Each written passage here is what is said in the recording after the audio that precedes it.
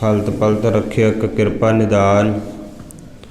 चवर छतर तखत दे मालक साहिब सतगुरु श्री गुरु ग्रंथ साहिब जी की पवित्र हजूरी अंदर शुभाईमान गुरु रूप खालसा साध संगत जी वडभागी जीव हाँ जिन्हों सतगुरु की हजूरी च मिल बैठ के सतगुरु की पवित्र गुरबाणी सरवण करन दा सुभाग समा प्राप्त होया।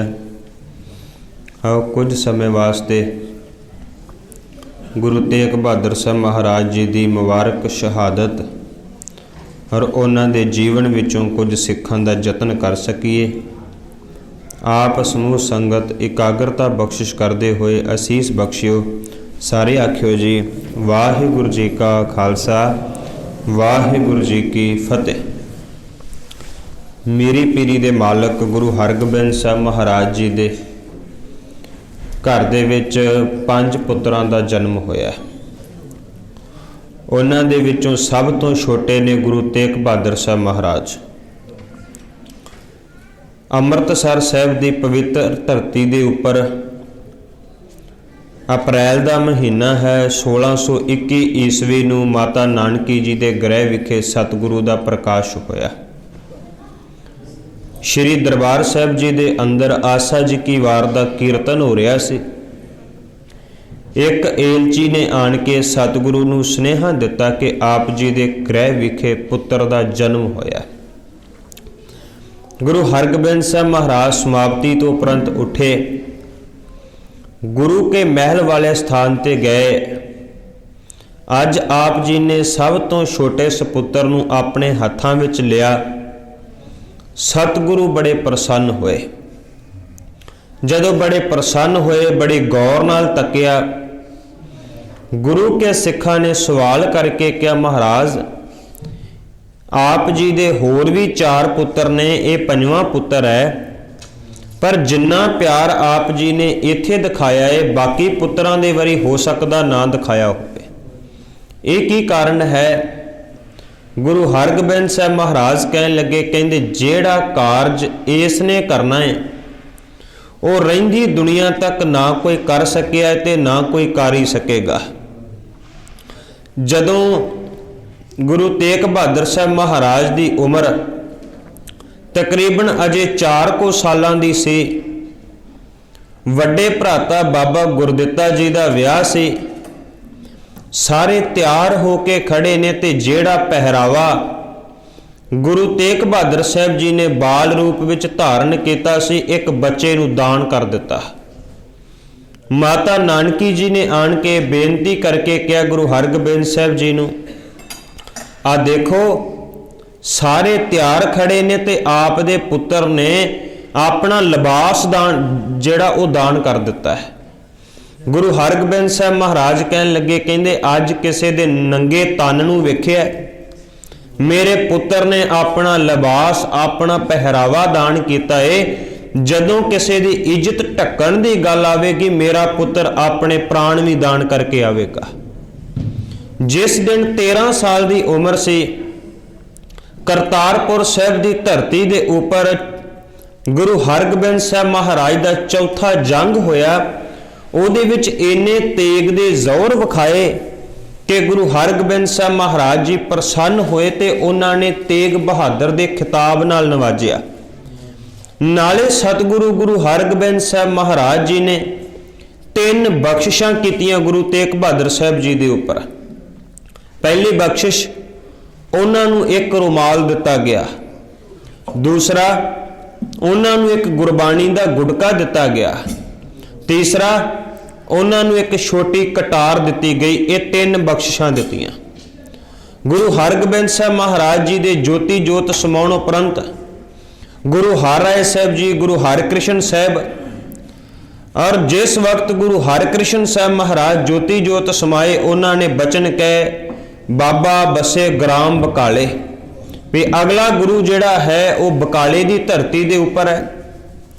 भावें 22 मंजियां ला के सोढ़ी कुल के लोगों ने संगत नूं उलझाउण दा यतन किया, पर बाबा मक्खन शाह लुबाणे वर्गियां दे प्यार सिदक भरोसे का सदका गुरु तेग बहादुर साहब महाराज प्रगट होए। अमृतसर साहब की धरती ते आए ते दरबार साहब के पुजारियों ने ताले बंद करके अपने घरां नूं चले गए ताकि किते ये ना होवे कि गुरु तेग बहादुर साहब इत्थे कब्जा कर लैण।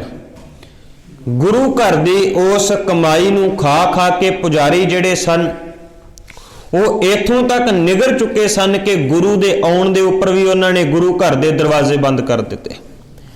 गुरु तेग बहादुर साहब महाराज जदों अमृतसर तो बाहरों नमस्कार करके वल्ले की धरती वाले पासे नूं चल पे ते उस वक्त अमृतसर साहब दीयां जिहड़ियां मातावां सन, बजुर्ग बीबियां सन, उन्हां नूं पता लगा कि 9वां स्वरूप गुरु तेग बहादुर साहब महाराज इत्थे आए ते इन्हां पुजारियां ने दरवाजे बंद कर दिते।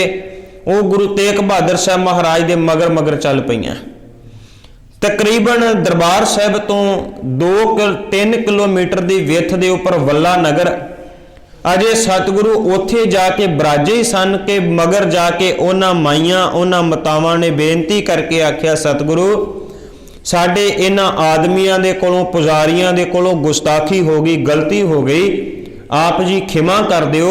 ते गुरु तेग बहादुर साहब महाराज ने बचन कहे सी माइयां रब रजाइयां। गुरु तेग बहादुर साहब महाराज सिख संगतां नूं सिੱਖੀ दे प्रचार दे नाल जोड़दे जोड़दे जिस वक्त कीरतपुर साहब की धरती के उपर गए, राजा दीप चंद जिहड़ा सी वो चढ़ाई कर गया। उहदी राणी चंपा ने सुनेहा भेजिया सतगुरु कि राजे की 17वीं के उपर तुसीं आउण दी कृपालता करियो। गुरु तेग बहादुर साहब महाराज राजे दीप चंद की 17वीं के उपर गए और राणी चंपा ने बेनती करके आख्या सतगुरु मेरे इलाके नूं छड्ड के ना जाओ। उस वक्त गुरु तेग बहादुर साहब महाराज ने माखोवाल की जमीन नूं मुल लैके जून 1665 दे विच नवां नगर वसाया जिहदा पहला नां चक नानकी रखिया गया।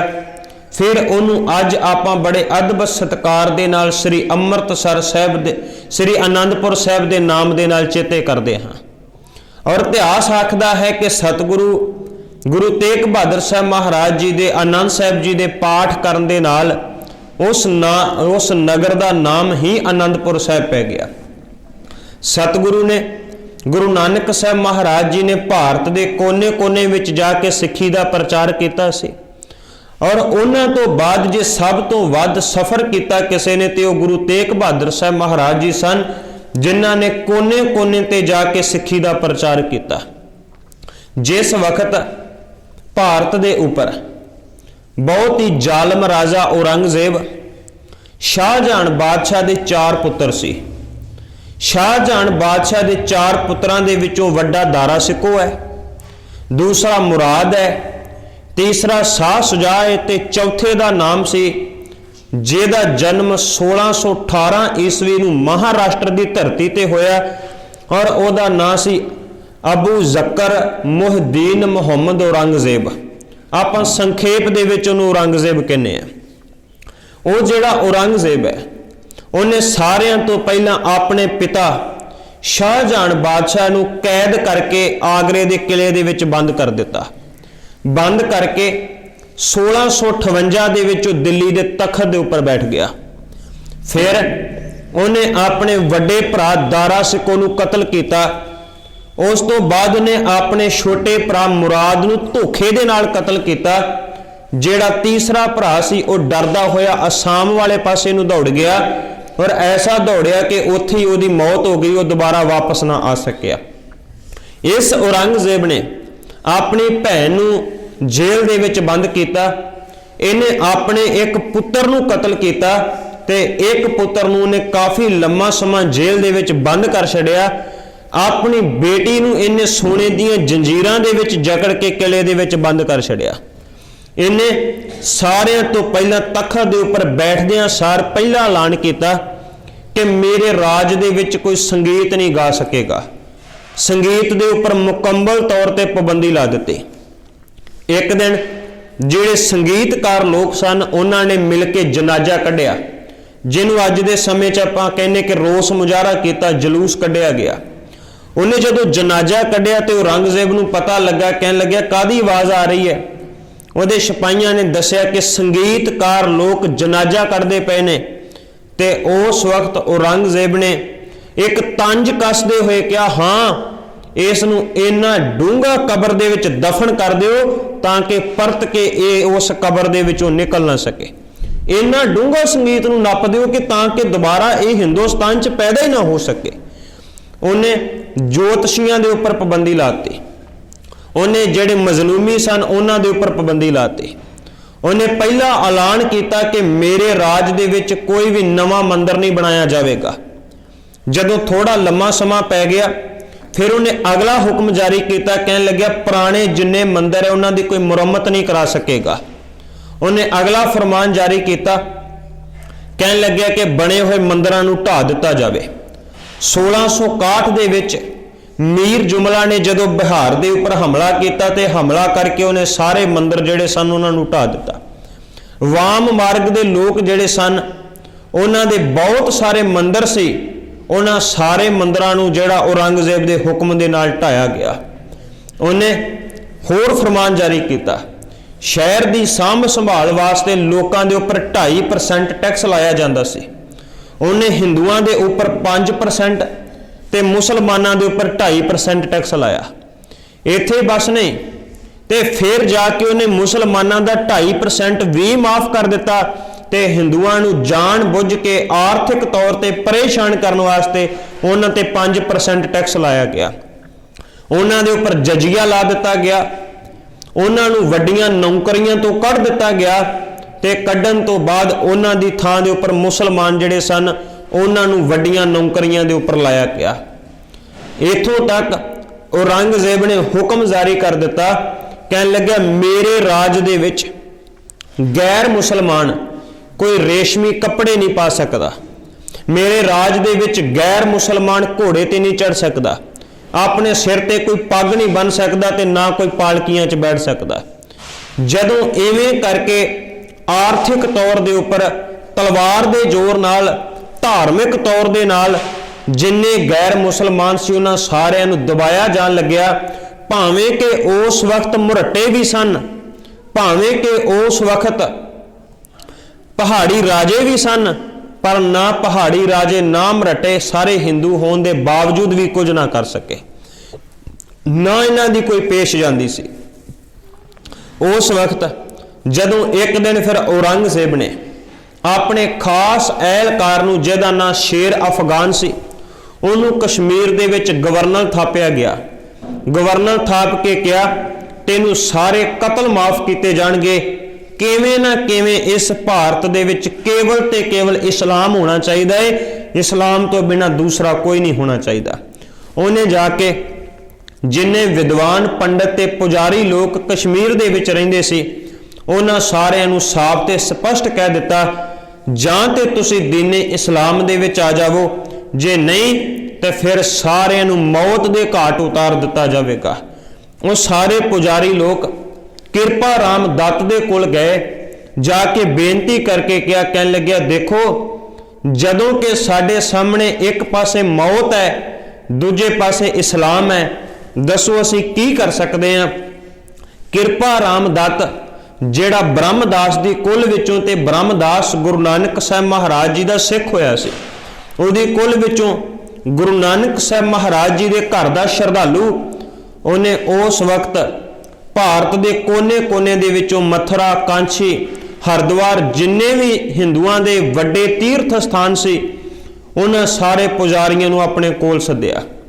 ਕੋਲ ਬੁਲਾ ਕੇ ਉਹਨਾਂ ਨੇ ਫਿਰ ਗੱਲਬਾਤ ਕੀਤੀ, ਕੌਣ ਹੋ ਸਕਦਾ ਹੈ ਜਿਹੜਾ ਇਸ ਵਕਤ ਇਸ ਡੁੱਬਦੇ ਹੋਏ ਸਨਾਤਨ ਮਤ ਨੂੰ, ਹਿੰਦੂ ਮਤ ਨੂੰ ਸਹਾਰਾ ਦੇ ਸਕਦਾ ਹੈ। ਉਸ ਵਕਤ ਵੇਖਿਆ ਮਰਹੱਟੇ ਕੁਝ ਨਹੀਂ ਕਰ ਸਕਦੇ, ਪਹਾੜੀ ਰਾਜੇ ਕੁਝ ਨਹੀਂ ਕਰ ਸਕਦੇ, ਦੇਵੀ ਦੇਵਤਿਆਂ ਦੀ ਆਰਾਧਨਾ ਕੀਤੀ ਗਈ ਕੁਝ ਨਹੀਂ ਕਰ ਸਕਦੇ। ਕਿਰਪਾ ਰਾਮ ਦੱਤ ਨੇ 16 ਮੈਂਬਰਾਂ ਦਾ ਇੱਕ ਵਫਦ ਲਿਆ, ਜਿੰਨੇ ਭਾਰਤ ਦੇ ਸਭ ਤੋਂ ਉੱਚ ਕੋਟੀ ਦੇ ਪੁਜਾਰੀ ਸੀ ਉਹ ਸਾਰਿਆਂ ਨੂੰ ਨਾਲ ਲੈ ਕੇ ਸ਼੍ਰੀ ਅਨੰਦਪੁਰ ਸਾਹਿਬ ਦੀ ਧਰਤੀ ਦੇ ਉੱਪਰ ਗੁਰੂ ਤੇਗ ਬਹਾਦਰ ਸਾਹਿਬ ਮਹਾਰਾਜ ਦੇ ਸਨਮੁਖ ਆਣ ਕੇ 25 ਮਈ 1675 ਵਾਲੇ ਦਿਨ ਇੱਕ ਬੇਨਤੀ ਕੀਤੀ, ਸਤਿਗੁਰੂ ਆ ਦੇਖੋ ਸਮੇਂ ਦਾ ਹਾਕਮ ਔਰੰਗਜ਼ੇਬ ਕਿਵੇਂ ਧੱਕੇ ਦੇ ਨਾਲ ਸਾਨੂੰ ਦਬਾਉਣਾ ਚਾਹੁੰਦਾ ਹੈ, ਧੱਕੇ ਦੇ ਨਾਲ ਮਾਰਨਾ ਚਾਹੁੰਦਾ ਹੈ। ਉਹਨੇ ਜਜ਼ੀਆ ਲਾ ਦਿੱਤਾ, ਉਹਨੇ ਕਈ ਪ੍ਰਕਾਰ ਦਾ ਵਾਧੂ ਸਾਡੇ ਤੇ ਆਰਥਿਕ ਬੋਝ ਪਾ ਦਿੱਤਾ। ਵੱਡੇ ਵੱਡੇ ਹਿੰਦੂਆਂ ਨੂੰ ਵੱਡੀਆਂ ਪੋਸਟਾਂ ਤੋਂ ਕੱਢ ਦਿੱਤਾ ਗਿਆ, ਨੌਕਰੀਆਂ ਤੋਂ ਹਟਾ ਦਿੱਤਾ ਗਿਆ। ਹੁਣ ਅਖੀਰ ਤੇਗ ਚੁੱਕ ਲਈ ਹੈ, ਤਲਵਾਰ ਦੇ ਨਾਲ ਮਾਰਨਾ ਚਾਹੁੰਦਾ ਹੈ। ਕਿਰਪਾ ਕਰੋ, ਸਾਡੇ ਧਰਮ ਦੀ ਰੱਖਿਆ ਕਿਵੇਂ ਹੋ ਸਕਦੀ ਹੈ? ਗੁਰੂ ਤੇਗ ਬਹਾਦਰ ਸਾਹਿਬ ਮਹਾਰਾਜ ਉਹਨਾਂ ਨੇ ਉਸ ਵਕਤ ਕਿਹਾ ਕਿ ਜਾਓ ਤੁਸੀਂ ਜਾ ਕੇ ਸ਼ੇਰ ਅਫਗਾਨ ਨੂੰ ਜਾਂ ਉਸ ਵਕਤ ਦੇ ਬਾਦਸ਼ਾਹ ਔਰੰਗਜ਼ੇਬ ਨੂੰ ਕਹਿ ਦੇਵੋ ਕਿ ਸਾਡਾ ਆਗੂ ਅੱਜ ਤੋਂ ਬਾਅਦ ਗੁਰੂ ਤੇਗ ਬਹਾਦਰ ਸਾਹਿਬ ਮਹਾਰਾਜ ਹੈ। ਜੇ ਤੁਸੀਂ ਇਕੱਲੇ ਗੁਰੂ ਤੇਗ ਬਹਾਦਰ ਸਾਹਿਬ ਨੂੰ ਦੀਨ ਇਸਲਾਮ ਦੇ ਵਿੱਚ ਲੈ ਆਵੋ, ਅਸੀਂ ਸਾਰੇ ਆਪਣੇ ਆਪ ਮੁਸਲਮਾਨ ਬਣ ਜਾਵਾਂਗੇ। ਉਹਨਾਂ ਨੂੰ ਧਰਵਾਸ ਮਿਲਿਆ। ਉਹਨਾਂ ਨੇ ਜਾਣ ਕੇ ਅਜੇ ਦਿੱਲੀ ਦੀ ਧਰਤੀ ਦੇ ਉੱਪਰ, ਉਸ ਵਕਤ ਔਰੰਗਜ਼ੇਬ ਦਿੱਲੀ ਦੇ ਵਿੱਚ ਨਹੀਂ ਸੀ। ਔਰੰਗਜ਼ੇਬ ਦਿੱਲੀ ਤੋਂ ਚੱਲ ਕੇ ਹਸਨ ਅਬਦਾਲ ਗਿਆ ਹੋਇਆ ਸੀ, ਜਿਹਨੂੰ ਅੱਜ ਕੱਲ੍ਹ ਪੰਜਾ ਸਾਹਿਬ ਕਹਿੰਦੇ। ਹਸਨ ਅਬਦਾਲ ਦੀ ਧਰਤੀ ਦੇ ਉੱਪਰ ਇੱਕ ਹੋਈ ਬਗਾਵਤ ਨੂੰ ਦਬਾਉਣ ਵਾਸਤੇ ਗਿਆ ਸੀ। ਉਹਨਾਂ ਨੇ ਜਾ ਕੇ ਦਿੱਲੀ ਦੇ ਇੰਚਾਰਜ ਸਾਫੀ ਖਾਨ ਨੂੰ ਕਿਹਾ, ਇਹ ਸਾਰੀਆਂ ਰਿਪੋਰਟਾਂ ਹਸਨ ਅਬਦਾਲ ਦੀ ਧਰਤੀ ਤੇ ਔਰੰਗਜ਼ੇਬ ਦੇ ਕੋਲ ਪਹੁੰਚੀਆਂ ਕਿ ਇਹਨਾਂ ਪੁਜਾਰੀਆਂ, ਇਹਨਾਂ ਬ੍ਰਾਹਮਣਾਂ ਨੂੰ ਧਰਵਾਸ ਗੁਰੂ ਤੇਗ ਬਹਾਦਰ ਸਾਹਿਬ ਨੇ ਦਿੱਤੀ ਹੈ। ਉਸੇ ਵਕਤ ਔਰੰਗਜ਼ੇਬ ਨੇ ਫਰਮਾਨ ਜਾਰੀ ਕੀਤਾ, ਗੁਰੂ ਤੇਗ ਬਹਾਦਰ ਸਾਹਿਬ ਮਹਾਰਾਜ ਨੂੰ ਗ੍ਰਿਫਤਾਰ ਕਰ ਲਿਆ ਜਾਏ। ਦੂਸਰੇ ਪਾਸੇ ਗੁਰੂ ਤੇਗ ਬਹਾਦਰ ਸਾਹਿਬ ਮਹਾਰਾਜ ਨੇ ਆਨੰਦਪੁਰ ਸਾਹਿਬ ਦੀ ਧਰਤੀ ਤੋਂ ਦਿੱਲੀ ਵਾਲੇ ਪਾਸੇ ਨੂੰ ਜਾਣ ਦੀ ਤਿਆਰੀ ਕੀਤੀ ਹੈ। ਸਤਿਗੁਰੂ ਸਾਹਿਬ ਜੀ ਨੇ 8 ਜੁਲਾਈ 1675 ਵਾਲੇ ਦਿਨ ਸਾਰੀਆਂ ਸਿੱਖ ਸੰਗਤਾਂ ਨੂੰ ਕੋਲ ਸੱਦ ਕੇ ਸਤਿਕਾਰਯੋਗ ਮਾਤਾ ਨਾਨਕੀ ਜੀ ਆਏ, ਸਤਿਕਾਰਯੋਗ ਮਾਤਾ ਗੁਜਰੀ ਜੀ ਆਏ, ਬਾਲ ਉਮਰ ਦੇ ਵਿੱਚ ਗੁਰੂ ਗੋਬਿੰਦ ਰਾਏ ਜੀ ਆਏ, ਸਾਰੇ ਸਿੱਖ ਆਏ। ਤੇ ਉਸ ਵਕਤ ਗੁਰੂ ਤੇਗ ਬਹਾਦਰ ਸਾਹਿਬ ਮਹਾਰਾਜ ਨੇ ਕਹਿ ਦਿੱਤਾ, ਅਸੀਂ ਦਿੱਲੀ ਦੀ ਧਰਤੀ ਤੇ ਜਾ ਰਹੇ ਹਾਂ, ਪਰਤ ਕੇ ਵਾਪਸ ਆਉਣਾ ਕੋਈ ਨਹੀਂ। ਇਸ ਕਰਕੇ ਅੱਜ ਤੋਂ ਬਾਅਦ ਗੁਰਿਆਈ ਦੇ ਉੱਪਰ ਗੁਰੂ ਗੋਬਿੰਦ ਰਾਏ ਜੀ ਹੋਣਗੇ। 8 ਜੁਲਾਈ ਨੂੰ ਗੁਰੂ ਗੋਬਿੰਦ ਰਾਏ ਜੀ ਨੂੰ ਗੁਰਤਾ ਗੱਦੀ ਤੇ ਬਿਰਾਜਮਾਨ ਕੀਤਾ ਗਿਆ। ਜਿੰਨੀ ਸੰਗਤ ਬੈਠੀ ਸੀ ਉਹ ਸਾਰੀ ਸੰਗਤ ਨੂੰ ਗੁਰੂ ਤੇਗ ਬਹਾਦਰ ਸਾਹਿਬ ਮਹਾਰਾਜ ਨੇ ਸੰਬੋਧਿਤ ਹੁੰਦੇ ਆਖਿਆ ਕਿ ਵੇਖੋ ਸਦਾ ਕਾਲ ਵਾਸਤੇ, ਸਦੀਵੀ ਕਾਲ ਵਾਸਤੇ ਸ਼ਬਦ ਦਾ ਆਸਰਾ ਲੈਣਾ ਹੈ। ਇਹ ਜਿਹੜਾ ਮਨ ਹੈ, ਜੇ ਇਹ ਬੁਰਾਈਆਂ ਲੋਚਦਾ ਹੋਵੇ ਤੇ ਇਹਨੂੰ ਸ਼ਬਦ ਦੇ ਨਾਲ ਰੋਕਣਾ ਹੈ। ਜੇ ਕਿਸੇ ਦੀ ਬਾਂਹ ਪਕੜ ਲਈਏ ਤੇ ਬਾਂਹ ਨੂੰ ਛੱਡਣਾ ਨਹੀਂ। ਜੋ ਉਪਦੇਸ਼ ਗੁਰੂ ਤੇਗ ਬਹਾਦਰ ਸਾਹਿਬ ਮਹਾਰਾਜ ਨੇ ਦਿੱਤਾ, ਉਸ ਉਪਦੇਸ਼ ਨੂੰ ਭੱਟ ਕੇਸ਼ਵ ਜੀ ਜਿਹੜੇ ਸੰਗਤ ਦੇ ਵਿੱਚ ਹੀ ਬੈਠੇ ਸਨ, ਉਹਨਾਂ ਨੇ ਆਪਣੀ ਕਲਮ ਦੇ ਨਾਲ ਕਾਵ ਰੂਪ ਵਿੱਚ ਅੰਕਿਤ ਕੀਤਾ ਤੇ ਆਪਾਂ ਉਸ ਬਚਨ ਨੂੰ ਪੜ੍ਹਦੇ ਹਾਂ। ਚਿਤ ਚਰਨ ਕਮਲ ਕਾ ਆਸਰਾ, ਚਿਤ ਚਰਨ ਕਮਲ ਸੰਗ ਜੋੜੀਐ, ਮਨ ਲੋਚੈ ਬੁਰਾਈਆਂ, ਗੁਰ ਸ਼ਬਦੀ ਇਹ ਮਨ ਹੋੜੀਐ। ਤੇਗ ਬਹਾਦਰ ਬੋਲਿਆ ਧਰ ਪਾਈਏ, ਧਰਮ ਨਾ ਛੋੜੀਐ, ਬਾਹਾਂ ਜਿਨ੍ਹਾਂ ਦੀ ਪਕੜੀਐ, ਸਿਰ ਦੀਜੈ ਬਾਹਾਂ ਨਾ ਛੋੜੀਐ। ਜਿਹਦੀ ਬਾਹ ਪਕੜੀ ਜਾਏ, ਸਿਰ ਦਿੱਤਾ ਜਾਵੇ, ਪਰ ਬਾਹ ਨੂੰ ਛੱਡਣਾ ਕੋਈ ਨਹੀਂ। 10 ਜੁਲਾਈ ਵਾਲੇ ਦਿਨ ਗੁਰੂ ਤੇਗ ਬਹਾਦਰ ਸਾਹਿਬ ਮਹਾਰਾਜ ਆਨੰਦਪੁਰ ਸਾਹਿਬ ਦੀ ਧਰਤੀ ਤੋਂ ਚੱਲੇ ਨੇ। ਸਿੱਖ ਸੰਗਤਾਂ ਆਪ ਜੀ ਨੂੰ ਤੋਰਨ ਵਾਸਤੇ ਆਈਆਂ। ਰਸਤੇ ਦੇ ਵਿੱਚ ਜਾ ਕੇ ਗੁਰੂ ਤੇਗ ਬਹਾਦਰ ਸਾਹਿਬ ਮਹਾਰਾਜ ਨੇ ਕਹਿ ਦਿੱਤਾ, ਤੁਸੀਂ ਸਾਰੇ ਵਾਪਸ ਚਲੇ ਜਾਓ। 5 ਸਿੱਖਾਂ ਸਮੇਤ ਸਤਿਗੁਰੂ ਸਾਹਿਬ ਜੀ ਦਿੱਲੀ ਨੂੰ ਰਵਾਨਾ ਹੋਏ। ਗੁਰੂ ਤੇਗ ਬਹਾਦਰ ਸਾਹਿਬ ਮਹਾਰਾਜ ਦੀ ਗ੍ਰਿਫਤਾਰੀ ਹੋਈ। ਉਹਨਾਂ ਦੇ ਨਾਲ 3 ਸਿੱਖ ਗ੍ਰਿਫਤਾਰ ਕੀਤੇ ਗਏ। ਇਹਨਾਂ ਸਾਰਿਆਂ ਨੂੰ ਦਿੱਲੀ ਦੀ ਕੋਤਵਾਲੀ ਦੇ ਵਿੱਚ ਬੰਦ ਕੀਤਾ ਗਿਆ। ਬੰਦ ਕਰਕੇ 4 ਨਵੰਬਰ 1675 ਦਾ ਦਿਨ ਚੜਿਆ। ਉਸ ਦਿਨ ਗੁਰੂ ਤੇਗ ਬਹਾਦਰ ਸਾਹਿਬ ਮਹਾਰਾਜ ਨੂੰ ਪਕੜ ਕੇ ਦਿੱਲੀ ਦਰਬਾਰ ਦੇ ਵਿੱਚ ਸਾਫੀ ਖਾਨ ਦੇ ਸਾਹਮਣੇ ਪੇਸ਼ ਕੀਤਾ ਗਿਆ। ਦਿੱਲੀ ਦਾ ਜਿਹੜਾ ਇੰਚਾਰਜ ਔਰੰਗਜ਼ੇਬ ਤੋਂ ਬਾਅਦ ਜਿਹੜਾ ਦਿੱਲੀ ਨੂੰ ਚਲਾ ਰਿਹਾ, ਕਮਾਂਡ ਕਰ ਰਿਹਾ, ਸਾਫੀ ਖਾਨ ਹੈ। ਉੱਥੋਂ ਦਾ ਕਾਜ਼ੀ ਹੈ ਜਿਹਦਾ ਨਾਮ ਅਬਦੁਲ ਹਵਾਬ ਹੈ। ਅਬਦੁਲ ਹਵਾਬ 1 ਨੰਬਰ ਦਾ ਸਭ ਤੋਂ ਵੱਡਾ ਭ੍ਰਿਸ਼ਟ ਮਨੁੱਖ ਹੈ। ਉਹਨੇ ਬਹੁਤ ਸਾਰੇ ਝੂਠੇ ਤੇ ਗਲਤ ਫੈਸਲੇ ਕੀਤੇ, ਲੋਕਾਂ ਦੇ ਕੋਲੋਂ ਪੈਸੇ ਲੈ ਕੇ, ਲੋਕਾਂ ਦੇ ਕੋਲੋਂ ਮਾਇਆ ਲੈ ਕੇ। ਗੁਰੂ ਨਾਨਕ ਸਾਹਿਬ ਮਹਾਰਾਜ ਨੇ ਬਾਣੀ ਦੇ ਵਿੱਚ ਇਹ ਬਚਨ ਕਹੇ ਸੀ, ਕਾਜ਼ੀ ਲੋਕਾਂ ਕੋਲੋਂ ਰਿਸ਼ਵਤ ਲੈ ਕੇ ਝੂਠੇ ਫੈਸਲੇ ਕਰਦਾ ਹੈ, ਤੇ ਜੇ ਕੋਈ ਪੁੱਛੇ ਕਹਿੰਦਾ ਕੁਰਾਨ ਦੇ ਵਿੱਚ ਲਿਖਿਆ, ਤੇ ਇੱਕ ਪਾਸੇ ਹੱਥ 'ਚ ਉਹਨੇ ਮਾਲਾ ਪਕੜੀ ਹੈ ਤੇ ਦੂਜੇ ਹੱਥ 'ਚ ਕੁਰਾਨ ਵੀ ਪਕੜੀ ਹੈ। ਸਤਿਗੁਰੂ ਜੀ ਨੇ ਬਚਨ ਕੈਸੇ, ਕਾਜ਼ੀ ਹੋਏ ਕੇ ਬਹਿ ਨਿਆਏ, ਫੇਰੇ ਤਸਬੀ ਕਰੇ ਖੁਦਾਏ, ਵੱਡੀ ਲੈ ਕੇ ਹੱਕ ਗਵਾਏ, ਜੇ ਕੋ ਪੁੱਛੈ ਤਾਂ ਪੜ ਸੁਣਾਏ। ਇਹ ਜਿਹੜਾ ਕਾਜੀ ਭ੍ਰਿਸ਼ਟ ਹੋ ਚੁੱਕਾ ਸੀ, ਇਦਾਂ ਹੀ ਉਹ ਜਿਹੜਾ ਅਬਦੁਲ ਹਵਾਬ ਕਾਜੀ ਸੀ, ਸਭ ਤੋਂ ਵੱਡਾ ਭ੍ਰਿਸ਼ਟ ਹੋ ਚੁੱਕਾ ਸੀ। ਗੁਰੂ ਤੇਗ ਬਹਾਦਰ ਸਾਹਿਬ ਮਹਾਰਾਜ ਨੂੰ 4 ਨਵੰਬਰ 1675 ਵਾਲੇ ਦਿਨ ਕਾਜੀ ਅਬਦੁਲ ਹਵਾਬ ਤੇ ਸਾਫੀ ਖਾਨ ਦੇ ਸਾਹਮਣੇ ਦਿੱਲੀ ਦਰਬਾਰ ਵਿੱਚ ਪੇਸ਼ ਕੀਤਾ ਗਿਆ। ਸਾਫੀ ਖਾਨ ਨੇ ਪਹਿਲੇ ਦਿਨ ਬੜੀ ਚਲਾਕੀ ਦੇ ਨਾਲ ਸਤਿਗੁਰੂ ਸਾਹਿਬ ਜੀ ਨੂੰ ਆਓ ਭਗਤ ਕਿਹਾ, ਜੀ ਆਇਆਂ ਕਿਹਾ, ਨਾਲ ਹੀ ਬੜੇ ਪਿਆਰ ਦੇ ਨਾਲ ਪਹਿਲੇ ਦਿਨ ਮਨਾਉਣ ਦਾ ਯਤਨ ਕੀਤਾ ਕਿ ਤੁਸੀਂ ਇਹ ਜਿਹੜੇ ਭਾਰਤ ਦੇ ਪੁਜਾਰੀ ਲੋਕ ਇਹਨਾਂ ਦੀ ਬਾਹ ਪਕੜੀ ਹੈ ਉਹ ਛੱਡ ਦੇਵੋ। ਨਾਲੇ ਕਿਹਾ ਗਿਆ ਕਿ ਤੁਸੀਂ ਕੋਈ ਕਰਾਮਾਤ ਦਿਖਾ ਦੇਵੋ। ਜਦੋਂ ਸਤਿਗੁਰੂ ਸਾਹਿਬ ਜੀ ਨਾ ਮੰਨੇ ਤੇ ਫਿਰ ਅਗਲੇ ਦਿਨ 5 ਨਵੰਬਰ ਵਾਲੇ ਦਿਨ ਸਾਫੀ ਖਾਨ ਸਖਤ ਹੋਇਆ, ਸਖਤੀ ਦੇ ਨਾਲ ਪੁੱਛਣ ਲੱਗਿਆ, ਜਾਂ ਤੇ ਕਰਾਮਾਤ ਦਿਖਾਓ, ਜੇ ਨਹੀਂ ਦੀਨੇ ਇਸਲਾਮ ਦੇ ਵਿੱਚ ਆ ਜਾਓ, ਇਸਲਾਮ ਨੂੰ ਕਬੂਲ ਕਰ ਲਵੋ। ਗੁਰੂ ਤੇਗ ਬਹਾਦਰ ਸਾਹਿਬ ਮਹਾਰਾਜ ਜੀ ਜਿਨ੍ਹਾਂ ਨੇ ਸਮੁੱਚੀ ਗੁਰਬਾਣੀ ਦੇ ਵਿੱਚ ਇਥੋਂ ਭਾਰਤ ਦੇ ਲੋਕਾਂ ਨੂੰ ਇਹ ਦ੍ਰਿੜ ਨਿਸ਼ਚਾ ਕਰਵਾਇਆ ਸੀ, ਨਾ ਅਸੀਂ ਕਿਸੇ ਦੇ ਕੋਲੋਂ ਡਰਦੇ ਹਾਂ, ਨਾ ਅਸੀਂ ਕਿਸੇ ਨੂੰ ਡਰਾਉਂਦੇ ਹਾਂ। ਭੈ ਕਾਹੂ ਕੋ ਦੇਤ ਨਹਿ, ਨਹਿ ਪੈ ਮਾਨ ਤਾਣ, ਨਾ ਡਰਦੇ ਹਾਂ ਨਾ ਕਿਸੇ ਨੂੰ ਡਰਾਉਂਦੇ ਹਾਂ। ਜਿਹੜੇ ਸਤਿਗੁਰੂ ਨੇ ਬਾਣੀ ਵਿੱਚ ਕਿਹਾ ਹੋਵੇ, ਉਹ ਸਤਿਗੁਰੂ ਦਿੱਲੀ ਦਰਬਾਰ ਦੇ ਵਿੱਚ ਜਾ ਕੇ ਕਿਵੇਂ ਡੋਲ ਸਕਦੇ ਸਨ। ਗੁਰੂ ਤੇਗ ਬਹਾਦਰ ਸਾਹਿਬ ਮਹਾਰਾਜ ਜਦੋਂ ਨਾ ਮੰਨੇ, ਹੁਣ ਦੁਬਾਰਾ ਉਹਨਾਂ ਨੂੰ ਕੋਤਵਾਲ ਦੇ ਵਿੱਚ ਭੇਜ ਦਿੱਤਾ ਗਿਆ। 6 ਨਵੰਬਰ ਵਾਲੇ ਦਿਨ ਕਾਜੀ ਖੁਦ ਚੱਲ ਕੇ ਕੋਤਵਾਲੀ ਵਿੱਚ ਆਇਆ, ਕਹਿਣ ਲੱਗਿਆ ਜੇ ਦੋਵੇਂ ਫੈਸਲੇ ਪ੍ਰਵਾਨ ਨਹੀਂ ਤੇ ਫਿਰ ਕਤਲ ਹੋਣ ਵਾਸਤੇ ਤਿਆਰ ਹੋ ਜਾਵੋ। ਤੇ ਗੁਰੂ ਤੇਗ ਬਹਾਦਰ ਸਾਹਿਬ ਮਹਾਰਾਜ ਨੂੰ ਕਤਲ ਦੇ ਡਰਾਵੇ ਦੇਣ ਲੱਗਿਆ।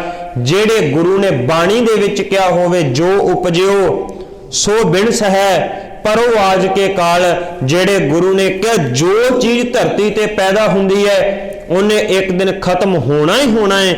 ਜਿਹੜੇ ਗੁਰੂ ਨੇ ਉਦਾਹਰਨਾਂ ਦੇ ਕੇ ਸਮਝਾਇਆ ਹੋਵੇ, ਰਾਮ ਗਇਓ ਰਾਵਣ ਗਇਓ ਜਾਕੋ ਬਹੁ ਪਰਿਵਾਰ, ਸਮੁੱਚੀ ਗੁਰਬਾਣੀ ਦੇ ਵਿੱਚ ਜਾਂ ਤੇ ਮੌਤ ਦੀ ਗੱਲ ਹੈ ਜਾਂ ਫਿਰ ਤਿਆਗ ਤੇ ਵੈਰਾਗ ਦੀ ਗੱਲ ਹੈ। ਉਸ ਗੁਰੂ ਨੂੰ ਉਸ ਵਕਤ ਦਾ ਕਾਜੀ ਜਿਹੜਾ ਡਰਾਉਣ ਦਾ ਯਤਨ ਕਰਦਾ ਪਿਆ।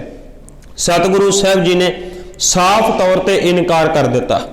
ਫਿਰ 7, 8 ਤੇ 9 3 ਦਿਨ ਗੁਰੂ ਤੇਗ ਬਹਾਦਰ ਸਾਹਿਬ ਮਹਾਰਾਜ ਨੂੰ ਦਿੱਲੀ ਦੀ ਕੋਤਵਾਲੀ ਦੇ ਵਿੱਚ ਭਿਆਨਕ ਤਸੀਹੇ ਦਿੱਤੇ ਜਾਂਦੇ ਰਹੇ। ਕਿਸੇ ਤਰੀਕੇ ਦੇ ਨਾਲ ਗੁਰੂ ਤੇਗ ਬਹਾਦਰ ਸਾਹਿਬ ਇਸਲਾਮ ਦੇ ਵਿੱਚ ਆ ਜਾਣ। ਇਤਿਹਾਸ ਆਖਦਾ ਹੈ ਉਹਨਾਂ ਨੂੰ ਗਰਮ ਕੀਤੀਆਂ ਹੋਈਆਂ ਲੱਕੜਾਂ ਜਿਹੜੀਆਂ ਉਹਨਾਂ ਦੇ ਤਨ ਦੇ ਨਾਲ ਲਾਈਆਂ ਗਈਆਂ, ਗਰਮ ਪਾਣੀ ਦੀਆਂ ਬੁਛਾੜਾਂ ਉਹਨਾਂ ਦੇ ਸਰੀਰ ਤੇ ਕੀਤੀਆਂ ਗਈਆਂ ਤੇ ਹੋਰ ਬਹੁਤ ਸਾਰੇ ਭਿਆਨਕ ਤਸੀਹੇ 3 ਦਿਨ ਸਤਿਗੁਰੂ ਨੂੰ ਦਿੱਤੇ ਜਾਂਦੇ ਰਹੇ।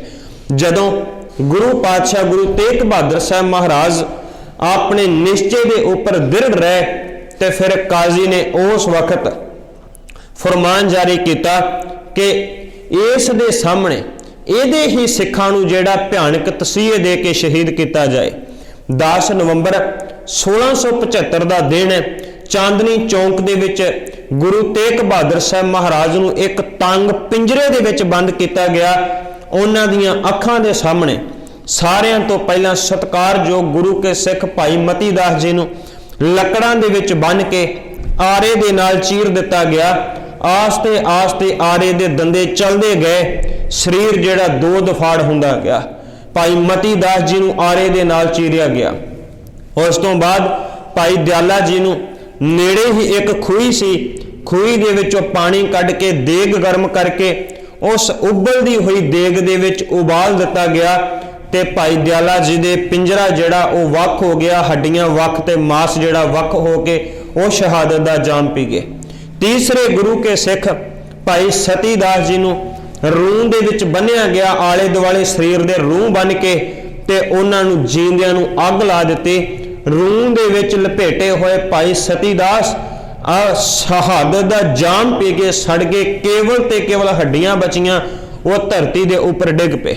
ਮੈਨੂੰ ਖਿਮਾ ਕਰਿਓ ਗੁਰੂ ਕੇ ਸਿੱਖੋ, ਜਿਹੜੀ ਦਿੱਲੀ ਦਾ ਕੰਮ ਹੀ ਸਾੜਨਾ ਹੋਵੇ, ਚਾਹੇ 10 ਨਵੰਬਰ ਵਾਲੇ ਦਿਨ ਸਤੀ ਦਾਸ ਦੇ ਰੂਪ ਵਿੱਚ ਸਾੜਿਆ ਹੋਵੇ, ਚਾਹੇ ਫਿਰ 1 ਤੋਂ ਲੈ ਕੇ 5 ਨਵੰਬਰ ਤੱਕ 84 ਦੇ ਵਿੱਚ ਗਲਾਂ 'ਚ ਟਾਇਰ ਪਾ ਕੇ ਸਾੜਿਆ ਹੋਵੇ। ਜਿਹੜੀ ਦਿੱਲੀ ਦਾ ਕੰਮ ਹੀ ਸਾੜਨਾ ਹੈ, ਉਹਨੇ ਕਦੇ ਰੂਹ 'ਚ ਲਪੇਟ ਕੇ ਸਾੜਿਆ ਤੇ ਕਦੇ ਗਲਾਂ 'ਚ ਟਾਇਰ ਪਾ ਕੇ ਸਾੜਿਆ। ਪਰ ਇਹ ਗੱਲ ਪੱਕੀ ਹੈ, ਦਿੱਲੀ ਨੇ ਹਮੇਸ਼ਾ ਸਾੜਿਆ ਹੀ ਸਾੜਿਆ ਹੈ। ਉਸ ਵਕਤ ਤਿੰਨੋਂ ਗੁਰੂ ਕੇ ਸਿੱਖ ਸ਼ਹਾਦਤ ਦਾ ਜਾਮ ਪੀ ਗਏ। ਗੁਰੂ ਤੇਗ ਬਹਾਦਰ ਸਾਹਿਬ ਮਹਾਰਾਜ ਨੂੰ ਕਿਹਾ ਗਿਆ, ਦੇਖੋ ਜਿਵੇਂ ਤੁਹਾਡੇ ਇਹਨਾਂ ਸਿੱਖਾਂ ਨੂੰ ਬੇਰਹਿਮੀ ਦੇ ਨਾਲ ਸ਼ਹੀਦ ਕੀਤਾ ਗਿਆ ਹੈ, ਇਹਨਾਂ ਦੇ ਵੱਲ ਵੇਖ ਕੇ ਹੁਣ ਤੇ ਮੰਨ ਜਾਓ, ਨਹੀਂ ਤਾਂ ਤੁਹਾਡੇ ਨਾਲ ਵੀ ਇਹੋ ਜਿਹਾ ਵਿਹਾਰ ਕੀਤਾ ਜਾਏਗਾ। ਗੁਰੂ ਤੇਗ ਬਹਾਦਰ ਸਾਹਿਬ ਮਹਾਰਾਜ ਨੇ ਪ੍ਰਸੰਨ ਹੋ ਕੇ ਕਿਹਾ ਸੀ, ਕਾਜ਼ੀ ਤੈਨੂੰ ਸਮਝ ਨਹੀਂ ਆਈ, ਜਿਹੜੇ ਇੱਕ ਗੁਰੂ ਦੇ ਸਿੱਖ ਨਹੀਂ ਡੋਲ ਸਕੇ ਤੇ ਉਹਨਾਂ ਦੇ ਗੁਰੂ ਨੂੰ ਡਲਾਉਣ ਦੀਆਂ ਤੂੰ ਕਿਹੜੀਆਂ ਗੱਲਾਂ ਕਰਦਾ ਪਿਆ। ਮੈਨੂੰ ਖਿਮਾ ਕਰਿਓ, ਜਿਸ ਦਿਨ ਹਜ਼ਰਤ ਈਸਾ ਨੂੰ ਗ੍ਰਿਫਤਾਰ ਕੀਤਾ ਗਿਆ, ਪਕੜਿਆ ਗਿਆ, ਉਹਨਾਂ ਦੇ ਨਾਲ 13 ਚੇਲੇ ਗ੍ਰਿਫਤਾਰ ਕੀਤੇ ਗਏ। ਜਦੋਂ ਉਹਨਾਂ 13 ਚੇਲਿਆਂ ਨੂੰ ਗ੍ਰਿਫਤਾਰ ਕੀਤਾ, ਈਸਾ ਦੇ ਸਾਹਮਣੇ ਖਿਲਾਰ ਕੇ 13 ਦੇ ਵਿੱਚੋਂ ਵਾਰੀ-ਵਾਰੀ ਪੁੱਛਿਆ ਗਿਆ, ਦੱਸ ਤੂੰ ਈਸਾ ਦਾ ਸਾਥ ਦੇਣਾ ਹੈ ਕਿ ਸਾਥ ਛੱਡਦਾ ਹੈ, ਤੂੰ ਇਹਨੂੰ ਜਾਣਦਾ ਹੈ ਕਿ ਨਹੀਂ ਜਾਣਦਾ। ਉਹ 13 ਦੇ 13 ਇੰਨੇ ਮੌਤ ਤੋਂ ਡਰੇ, ਜ਼ਿੰਦਗੀ ਇੰਨੀ ਪਿਆਰੀ ਕਿ ਆਪਣੇ ਰਹਿਬਰ ਈਸਾ ਨੂੰ ਮੂੰਹ ਦੇ ਉੱਪਰ ਕਹਿ ਕੇ ਚਲੇ ਗਏ ਕਿ ਅਸੀਂ ਈਸਾ ਨੂੰ ਨਹੀਂ ਜਾਣਦੇ। 13 ਦੇ 13 ਛੱਡ ਗਏ। ਇਸੇ ਕਰਕੇ ਅੱਜ ਤੱਕ ਈਸਾਈਅਤ ਦੇ ਵਿੱਚ 13 ਨੂੰ ਬਹੁਤ ਮਾੜਾ ਮੰਨਿਆ ਗਿਆ ਹੈ ਤੇ ਈਸਾਈ ਲੋਕ ਕਦੇ 13 ਨੂੰ ਪ੍ਰਵਾਨ ਨਹੀਂ ਕਰਦੇ। ਉਹ 13 ਦੇ 13 ਛੱਡ ਕੇ ਦੌੜ ਗਏ। ਲੇਕਿਨ ਗੁਰੂ ਤੇਗ ਬਹਾਦਰ ਸਾਹਿਬ ਮਹਾਰਾਜ ਦੇ ਸਾਹਮਣੇ 3 ਸਿੱਖ ਇੱਕ ਸਿੱਖ ਨੂੰ ਭਿਆਨਕ ਤਸੀਹੇ ਦੇ ਕੇ ਪੁੱਛਿਆ ਜਾ ਰਿਹਾ ਕਿ 10 ਗੁਰੂ ਤੇਗ ਬਹਾਦਰ ਦਾ ਸਾਥ ਛੱਡਣਾ ਕਿ ਨਹੀਂ ਛੱਡਣਾ। ਤਿੰਨੋਂ ਸ਼ਹਾਦਤ ਦਾ ਜਾਮ ਤੇ ਪੀ ਗਏ, ਲੇਕਿਨ ਛੱਡ ਕੇ ਕੋਈ ਵੀ ਨਹੀਂ ਗਿਆ। ਗੁਰੂ ਤੇਗ ਬਹਾਦਰ ਸਾਹਿਬ ਮਹਾਰਾਜ ਜੀ ਨੂੰ ਦੁਬਾਰਾ ਕੋਤਵਾਲੀ ਦੇ ਵਿੱਚ ਲਿਆ ਕੇ ਬੰਦ ਕਰ ਦਿੱਤਾ ਗਿਆ। ਸਾਰੇ ਪਾਸੇ ਢੰਡੋਰਾ ਪਟਵਾ ਦਿੱਤਾ। ਦਿੱਲੀ ਦੇ ਵਿੱਚ ਢੋਲਚੀਆਂ ਨੇ ਜਾ ਕੇ ਢੋਲ ਵਜਾ ਕੇ ਲੋਕਾਂ ਨੂੰ ਦੱਸਿਆ ਕਿ ਕੱਲ ਨੂੰ 11 ਨਵੰਬਰ ਵਾਲੇ ਦਿਨ ਦੁਪਹਿਰ ਤੋਂ ਬਾਅਦ ਸਿੱਖਾਂ ਦੇ 9ਵੇਂ ਗੁਰੂ ਨੂੰ ਚਾਂਦਨੀ ਚੌਂਕ ਵਿੱਚ ਕਤਲ ਕੀਤਾ ਜਾਵੇਗਾ। ਸਾਰੇ ਲੋਕ ਟਾਈਮ ਸਿਰ ਆਣ ਕੇ ਆਪਣੀ ਆਪਣੀ ਥਾਂ ਨੂੰ ਮੱਲ ਕੇ ਬੈਠ ਜਾਣ। 11 ਨਵੰਬਰ 1675 ਦਾ ਉਹ ਦਿਨ ਚੜਿਆ। ਗੁਰੂ ਤੇਗ ਬਹਾਦਰ ਸਾਹਿਬ ਮਹਾਰਾਜ ਜੀ ਉਸ ਬਰੇਟੇ ਦੇ ਰੁੱਖ ਦੇ ਥੱਲੇ ਆਣ ਕੇ ਬੈਠੇ ਤੇ ਆਲੇ ਦੁਆਲੇ ਲੱਖਾਂ ਦੀ ਗਿਣਤੀ ਵਿੱਚ ਵੇਖਣ ਵਾਲੀ ਭੀੜ ਹੈ। ਗੁਰੂ ਤੇਗ ਬਹਾਦਰ ਸਾਹਿਬ ਮਹਾਰਾਜ ਨੇ ਉਸ ਖੂਹੀ ਦੇ ਵਿੱਚੋਂ ਇਸ਼ਨਾਨ ਕੀਤਾ ਹੈ। ਇਸ਼ਨਾਨ ਕਰਕੇ ਬਰੇਟੇ ਦੇ ਰੁੱਖ ਥੱਲੇ ਬੈਠੇ ਹੈ। ਸਤਿਗੁਰੂ ਨੇ ਜਪਜੀ ਸਾਹਿਬ ਜੀ ਦਾ ਪਾਠ ਆਰੰਭ ਕੀਤਾ ਹੈ। ਹੁਣ ਆਖਰੀ ਵਾਰ ਕਾਜੀ ਫਿਰ ਪੁੱਛਣ ਵਾਸਤੇ ਆਇਆ, ਦੱਸੋ ਇਸਲਾਮ ਕਬੂਲ ਕਰਨਾ ਹੈ ਕਿ ਨਹੀਂ ਕਰਨਾ। ਗੁਰੂ ਤੇਗ ਬਹਾਦਰ ਸਾਹਿਬ ਮਹਾਰਾਜ ਨੇ ਇਨਕਾਰ ਕਰ ਦਿੱਤਾ। ਉਸ ਕਾਜੀ ਨੇ ਹੁਕਮ ਕੀਤਾ ਕਿ ਗੁਰੂ ਤੇਗ ਬਹਾਦਰ ਸਾਹਿਬ ਮਹਾਰਾਜ ਨੂੰ ਸ਼ਹੀਦ ਕਰ ਦਿੱਤਾ ਜਾਏ, ਕਤਲ ਕਰ ਦਿੱਤਾ ਜਾਏ। ਉਹਨਾਂ ਦੇ ਸਰੀਰ ਦੇ 4 ਟੋਟੇ ਕਰਕੇ ਦਿੱਲੀ ਦੇ 4 ਦਰਵਾਜ਼ਿਆਂ ਦੇ ਉੱਪਰ ਇੱਕ ਟੋਟਾ ਟੰਗ ਦਿੱਤਾ ਜਾਏ, ਤਾਂ ਕਿ ਕੋਈ ਬਾਅਦ ਵਿੱਚ ਵੀ ਹਕੂਮਤ ਦੇ ਨਾਲ ਟੱਕਰ ਲੈਣ ਵਾਲਾ ਨਾ ਹੋਵੇ, ਨਾ ਹਕੂਮਤ ਦੇ ਸਾਹਮਣੇ ਕੋਈ ਸਿਰ ਚੁੱਕ ਸਕੇ। ਦਿੱਲੀ ਦੇ 4 ਦਰਵਾਜ਼ੇ ਹੈ, ਦਿੱਲੀ ਦਰਵਾਜ਼ਾ, ਅਜਮੇਰੀ ਦਰਵਾਜ਼ਾ, ਕਸ਼ਮੀਰੀ ਤੇ ਲਾਹੌਰੀ ਦਰਵਾਜ਼ਾ। 4 ਦਰਵਾਜ਼ਿਆਂ ਦੇ ਨਾਲ 4 ਟੋਟੇ ਟੰਗੇ ਜਾਣ। ਗੁਰੂ ਤੇਗ ਬਹਾਦਰ ਸਾਹਿਬ ਮਹਾਰਾਜ ਦੇ ਸਨਮੁਖ ਜਲਾਲੁਦੀਨ ਜਲਾਦ ਆਇਆ। ਉਹਨੇ ਆਣ ਕੇ ਸਾਹਮਣੇ ਪੱਥਰ ਰੱਖਿਆ ਹੈ, ਉਹਦੇ ਉੱਪਰ ਆਪਣੀ ਤਲਵਾਰ ਨੂੰ ਤਿੱਖਿਆਂ ਕੀਤਾ ਤੇ ਤਿੱਖਿਆਂ ਕਰਕੇ ਗੁਰੂ ਤੇਗ ਬਹਾਦਰ ਸਾਹਿਬ ਮਹਾਰਾਜ ਨੂੰ ਵਿਖਾ ਕੇ ਤੇਗ ਦੇ ਡਰਾਉਣ ਦੇ ਯਤਨ ਕਰਦਾ ਹੈ ਤੇਗ ਦੇ ਨਾਲ। ਤੇ ਗੁਰੂ ਤੇਗ ਬਹਾਦਰ ਸਾਹਿਬ ਮਹਾਰਾਜ ਨੂੰ ਕਹਿੰਦਾ ਹੈ, ਮੈਂ ਖਾਨਦਾਨੀ ਜਲਾਦ ਹਾਂ, ਮੇਰੀ ਤਲਵਾਰ ਨੇ ਤੁਹਾਡਾ ਲਿਹਾਜ਼ ਨਹੀਂ ਕਰਨਾ, ਇਸ ਕਰਕੇ ਬਾਦਸ਼ਾਹ ਦੀ ਗੱਲ ਨੂੰ ਮੰਨ ਲਵੋ। ਗੁਰੂ ਤੇਗ ਬਹਾਦਰ ਸਾਹਿਬ ਮਹਾਰਾਜ ਮੁਸਕਰਾਏ, ਮੁਸਕਰਾ ਕੇ ਕਹਿਣ ਲੱਗੇ, ਕਹਿੰਦੇ ਜਲਾਦ ਖਾਨਦਾਨੀ ਜਲਾਦ ਹੋਏਗਾ, ਲੇਕਿਨ ਤੂੰ ਮੇਰੇ ਬਾਰੇ ਨਹੀਂ ਪੜਿਆ, ਮੇਰੇ ਪਿਛੋਕੜ ਬਾਰੇ ਨਹੀਂ ਜਾਣਿਆ। ਜੇ ਤੂੰ ਖਾਨਦਾਨੀ ਜਲਾਦ ਹੈ ਤੇ ਮੈਂ ਵੀ ਉਹਨਾਂ ਸ਼ਹੀਦਾਂ ਦਾ ਵਾਰਸ ਹਾਂ ਜਿਹੜੇ ਲਾਹੌਰ ਦੇ ਵਿੱਚ ਕਦੇ ਤਤੀਆਂ ਤਵੀਆਂ ਤੇ ਉਬਲਦੀਆਂ ਦੇਗਾਂ ਦੇ ਵਿੱਚ ਉਬਾਲੇ ਖਾ ਕੇ ਸ਼ਹੀਦ ਹੋਏ। ਮੈਂ ਵੀ ਖਾਨਦਾਨੀ ਸ਼ਹੀਦ ਹਾਂ।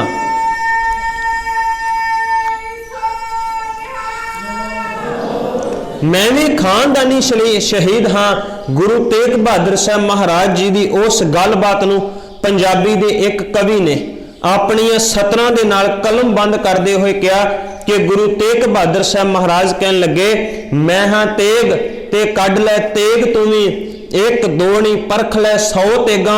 ओ मैनू लकब तेग बहादरी दा, मेरे सावे नहीं सकदियां हो तेगा। मैं ते जमदियां तेगां दी शां माणी, वेख बापू दियां पैनियां 2 तेगां। मेरे पिता दी अणख बहादरी ते, रिया परखदा तेरा प्यो तेगां। हुण भी वेखी आउंदे भविख अंदर मेरे पुत्र ने वाउणियां ओ तेगां, ओदी तेग चों जेड़ी तेग निकलू लखां लवेगी तेरियां खो तेगां। केड़ी तेग दे डरावे दिंदा है, मैनू ते मेरे पिता ने ये लकबी तेग बहादरी दा दिता सी। गुरु तेग बहादुर साहब महाराज नू दोपहर ढलण तो बाद चांदनी चौक दे विच जलालुद्दीन जलाद ने एक भरवीं तेग दा वार करके सतगुरु गुरु तेग बहादुर साहब महाराज नू शहीद कर दिता। सतगुरु साहब जी दा सीस धड़ दे नालों अलग हो गया ते उस वक्त शाही पहरा जिहड़ा आले दुआले लगा होया है। गुरु तेग बहादुर साहब महाराज जी दा सीस ते धड़ चांदनी चौक विच उस चौराहे दे विच पिया है ते कल नू अगले दिन ਉਹਦੇ 4 टोटे करके 4 दरवाजियां ते टंगण दे बारे काजी ने कहा होया है। उस वक्त गुरु के सिख सारे दे सारे धर्मशाला दे विच इकट्ठे होए। किवें कीता जा सके, वो सारे सिखां दा वफद दिल्ली तो एक एक करके बाहर निकलिया ते जमुना दे कंढे दे उपर गड्डे लैके आ रहे लखी शाह वंजारे दे कोल गया। जाके गलबात करके किवें सतगुरु साहब जी दे सीस ते धड़ नूं उथों चुकिया जावे।